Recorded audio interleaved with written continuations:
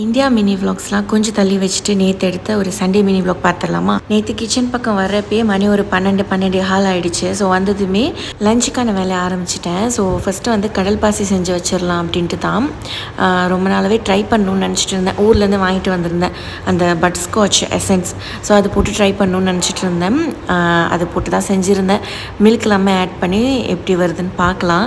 So அதுவுமே set பண்ணுறதுக்காக ஒரு டப்போவேல போட்டு எடுத்து வச்சுட்டேன். ஸோ அதுக்கப்புறம் லஞ்சுக்காக தான் இன்றைக்கி வந்து ரைஸ் புதினா கீ ரைஸ் செய்யலாம் அப்படின்ட்டு தான்.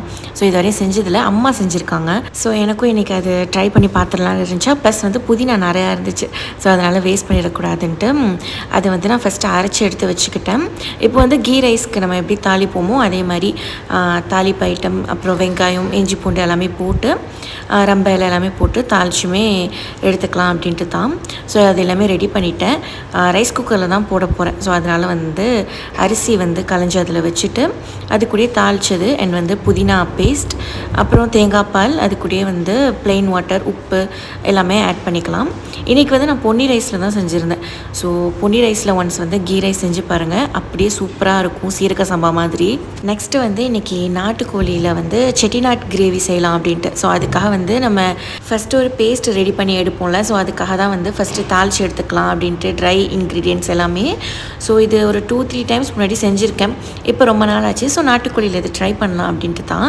ஸோ இது நான் பெருசாக ரெசிபி ஃபுல்லாக ஷூட் பண்ணல. ஸோ பார்க்கறதுக்கே கலர்ஃபுல்லாக செட்டிநாட் ஸ்டைலில் ஒரு நாட்டுக்கோழி கிரேவியுமே ரெடி பண்ணி எடுத்துட்டேன்.